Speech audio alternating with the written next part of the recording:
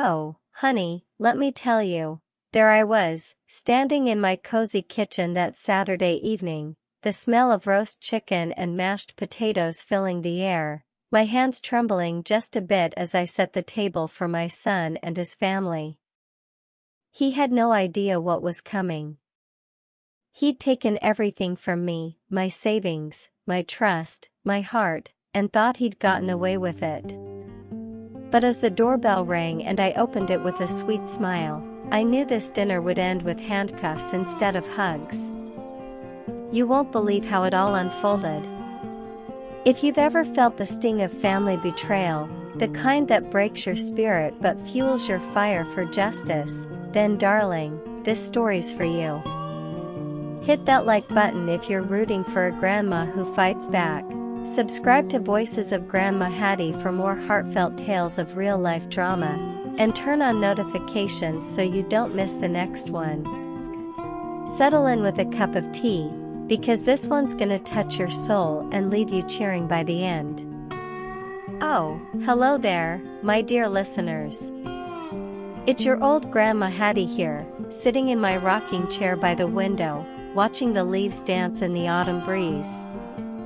I've got my knitting needles clicking away, but my mind's wandering back to one of those stories that still makes my heart flutter like a trapped bird. You know, the kind where family ties get all tangled up in secrets and lies, and it takes a heap of courage to unravel them. Pull up a chair, honey, and let me pour you some imaginary sweet tea while I share this one with you. It's about my own flesh and blood, my son, who I raised with every ounce of love in my weary bones, only to have him turn around and take everything from me.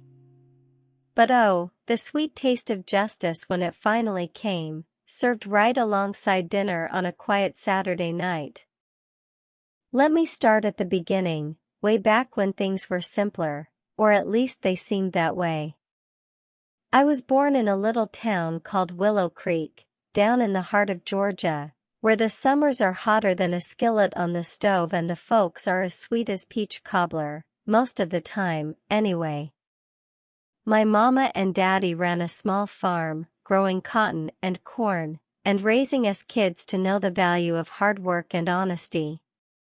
I married my high school sweetheart, Harold, right out of school. He was a tall drink of water with a laugh that could light up the darkest room. We had 3 children, 2 daughters, Ellie and May, and our baby boy, Thomas. Thomas was the apple of my eye from the day he was born, with his curly brown hair and those big blue eyes that mirrored his daddy's. Harold worked at the mill for 40 years, and I stayed home, tending the house, baking pies for church socials, and making sure our little ones knew their pleases and thank yous. Life wasn't always easy. There were lean times when the crops failed or the mill slowed down, but we made do. Harold passed away 10 years ago now, from a heart attack that came out of nowhere. One minute he was fixing the fence in the backyard, humming an old hymn, and the next, well, he was gone. It broke me, truly it did. My heart just shattered into a million pieces, and I spent months wandering the house like a ghost, touching his old hats and smelling his shirts that still carried a whiff of his aftershave. But family pulled me through. Ellie and May, bless their hearts, checked on me every day. They'd bring over casseroles and sit with me, sharing stories and wiping away my tears. Thomas, though, he was different. He'd always been the ambitious one, the dreamer. While his sisters settled down with steady jobs, Ellie as a schoolteacher and May running a flower shop, Thomas wanted more. He went off to the city, Atlanta, to make his fortune in real estate. Mama, he'd say on the phone, I'm gonna buy you a big house one day, with a porch swing and a garden full of roses. I'd chuckle and tell him I was happy right where I was, in our modest 2-story home with the creaky stairs and the wallpaper peeling just a bit in the corners. Years went by, and Thomas did well for himself, or so it seemed. He married a lovely girl named Sarah, who had a sharp wit and a smile that could charm the birds from the trees. They had 2 kids, little Emily, who was 8 at the time this all started, with pigtails and a love for drawing unicorns, and baby Jack, just turning 4, with his chubby cheeks and endless energy. I'd babysit them whenever I could, spoiling them with homemade cookies and stories from my childhood. Oh, those were golden days. I'd push Jack on the swing in the backyard, listening to his giggles, and help Emily with her homework at the kitchen table, the one Harold had built with his own hands. But then, about 5 years ago, things started to shift. Thomas began calling more often, sounding stressed. "Mama, the market's tough right now," he'd say. "Interest rates are killing deals." At first, it was just small asks, a few hundred here for the kids' school supplies, 1,000 there to cover a car repair. I didn't mind, that's what mamas are for, right? I'd dip into my savings, the nest egg Harold and I had built over decades. It wasn't much, but it was ours, Social Security, a bit from the mill's pension, and what we'd squirreled away from selling the farm after Daddy passed.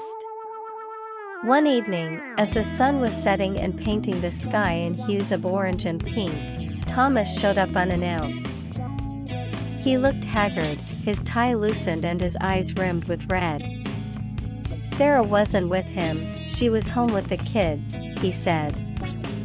We sat on the porch, sipping lemonade I'd made fresh that morning. "Mama, I need help," he confessed, his voice cracking.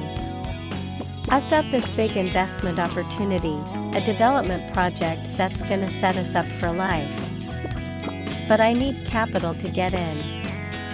He laid it all out, how it was a sure thing, backed by big names in the city, and how he'd pay me back with interest within a year. My heart went out to him. He was my boy, after all. I thought about Harold, how he'd always said family comes first. So, I agreed. The next day, we went to the bank together. I transferred $50,000, nearly half my savings, to his account. "This is for you and the grandbabies," I told him, hugging him tight. He promised the world, tears in his eyes. "Mama, you're saving us. I love you." For a while, things seemed fine. Thomas called with updates, the project's breaking ground next month. He'd send pictures of blueprints and shiny renderings of condos overlooking the city skyline. Sarah even invited me up for a weekend, and we shopped for new clothes for the kids. Emily drew me a picture of a big house with a sign that said Grandma's Mansion. I laughed and tucked it into my Bible, where I kept all my precious mementos. But then, the calls slowed. Updates turned vague. Delays with permits, Thomas would mutter. Months stretched into a year, then 2. I started noticing little things. Sarah's voice sounded strained on the phone, like she was holding back. The kids' visits became rarer. Thomas said they were busy with school and activities. I'd bake their favorite treats and wait by the door, but the driveway stayed empty.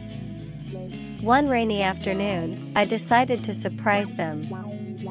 I packed a basket with apple pie and drove the 2 hours to Atlanta. The house looked the same, neat lawn, white picket fence, but when Sarah opened the door, her face paled. "Hattie!" "What a surprise," she said, forcing a smile. Thomas wasn't home, he was at a meeting. The kids rushed to hug me, but I could see the tension. Emily whispered, "Daddy's always yelling now." My stomach knotted up like a ball of yarn. That night, alone in my bed, I cried until there were no tears left. My own son, how had it come to this? I felt betrayed, hollowed out. But worse was to come. A few weeks later, I got a call from the bank. My account was overdrawn. Confused, I drove down there, my hands shaking on the wheel. The teller, a kind young lady named Lisa who'd known me for years, pulled up my records. "Mrs. Hattie, there's been a series of transfers to Thomas's account." My world spun. Not just the $50,000, I'd authorized that, but more. Thousands more, siphoned off over months. Forged signatures, online transfers using my passwords. He'd taken everything, nearly $120,000 in total. My life savings, gone. I sat in that bank chair, feeling like the floor had dropped out from under me. How could he? I whispered. Lisa patted my hand. "We can investigate, but you'll need to file a report." File a report against my own son? The thought made my stomach churn. I drove home in a daze, the winter wind howling outside. That evening, I called Ellie and May.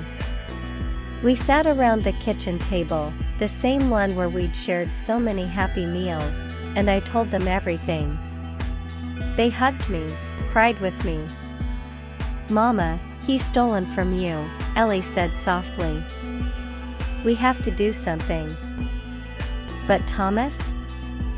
He denied it all when I confronted him over the phone. "Mama, you're confused. The market crashed the investment. I didn't take extra." Lies, all lies. Sarah backed him up, her voice trembling. "The kids, oh, my poor grandbabies." I could hear them in the background, asking why Grandma sounded sad. Months dragged on. I hired a lawyer, a nice man named Mr. Jenkins from church, on a payment plan because I couldn't afford much. He dug into the records, found the forgeries. "It's fraud, Hattie," he said. "We can press charges." Press charges, on my boy? My heart broke anew every time I thought about it. I prayed, oh how I prayed, kneeling by my bed with Harold's Bible open. "Lord, show me the way," I'd whisper. In the meantime, life got harder. I took a part-time job at the local library, shelving books to make ends meet.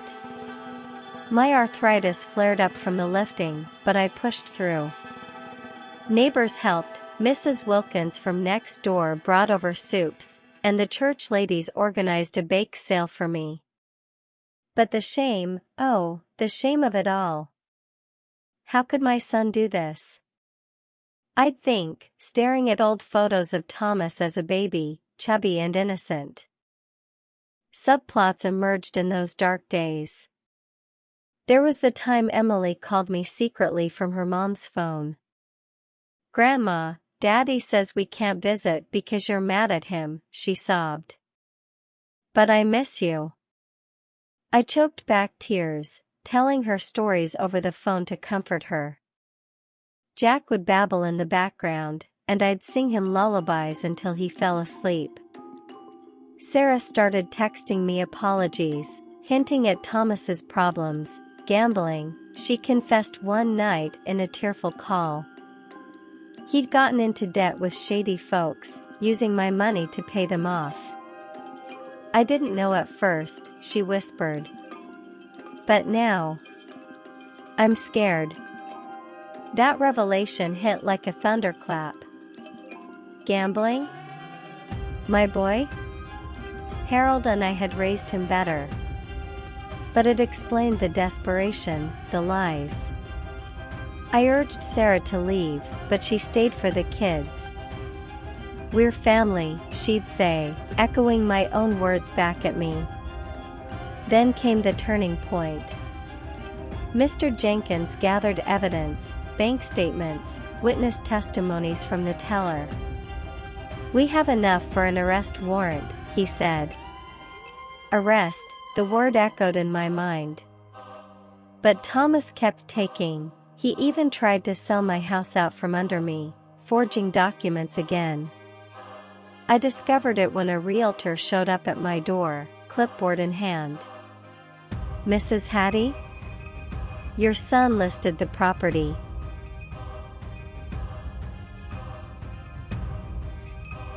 That was the last straw.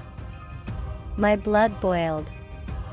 "No more," I told myself, looking in the mirror at my wrinkled face, eyes hardened by betrayal. I gave Mr. Jenkins the go-ahead.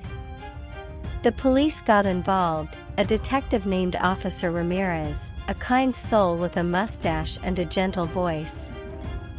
"We'll handle it discreetly," he promised. But I wanted justice my way. "Let me invite him over," I said. "One last family dinner." They agreed, as long as it was safe. So, I called Thomas. "Son, let's put this behind us. Come over Saturday. I'll make your favorite, roast chicken." He hesitated, but greed or guilt brought him. Saturday arrived. I spent the day cooking, my kitchen filled with aromas of herbs and gravy. Ellie and May came early, helping set the table with my best china. Sarah arrived with the kids, looking nervous. Thomas showed up last, flowers in hand, a cheap bouquet from the gas station. "Mama, I'm sorry," he said, but his eyes shifted.